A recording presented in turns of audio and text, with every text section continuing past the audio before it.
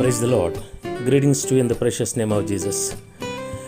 అతడు నీటి కాలువల యొరన నాటబడినదై ఆకువాడక తన కాలమందు ఫలమిచ్చు చెట్టువలే నుండును అన్న మాటకి ఒక ఉదాహరణగా ఈరోజు మా సొంత ఊరిలో ఉన్నటువంటి ఒక చిన్న గార్డెన్ని మీకు చూపిద్దామని నేను అనుకున్నాను. ఈ గార్డెన్ అంతటినీ మా పిన్ని పెంచుతుందండి. ఆవిడకి మొక్కలంటే చాలా చాలా ఇష్టం. ఆవిడ ప్రతిరోజు ఈ మొక్కలకి నీరు పడుతూ ఉంటుంది. అందుకని సమ్మర్ అయినా, వింటర్ అయినా, రైనీ సీజన్ అయినా ఎప్పుడు చూసినా మొక్కలు పచ్చగా పూలతో కళకళలాడుతూ ఉంటాయి.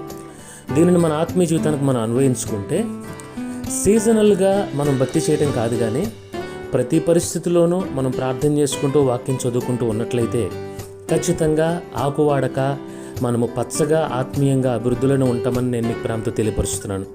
ఇక్కడ చూడండి, ఈ మొక్క ఆకుని మీరు చూస్తే మనీ ప్లాంట్ ఇది. దాని ఆకు ఎంత పెద్దగా ఉందో మీరు ఒకసారి గమనించండి. అదేమి స్పెషల్ సీడ్ ఏమి కాదు, సాధారణమైన మనీ ప్లాంటే. కానీ దానికి తీసుకొనబడినటువంటి కేర్, నేల సారవంతంగా ఉంది, నీరు సమృద్ధిగా ప్రతిరోజు దానికి వాటర్ చేశారు కాబట్టి ఆ ఆకు అంత పెద్దగా ఎదిగింది. అలాగే పరిస్థితులు మనకి ప్రతికూలంగా అనిపించినా మనం ప్రతిరోజు ప్రార్థన చేసుకుంటూ వాక్యం చదువుకుంటూ మన ఆత్మీయ జీవితానికి కావాల్సినటువంటి కేర్ మనం తీసుకున్నట్లయితే ఖచ్చితంగా మనము ఈ విధంగానే సీజన్తో సంబంధం లేకుండా ఫలభరితంగా మనము దేవుని కొరకు మహిమకరంగా మనం బ్రతకగలం.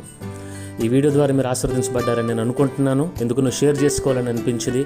ప్రభువు మనందరికీ కృప దయచేయనుగాక. God bless you.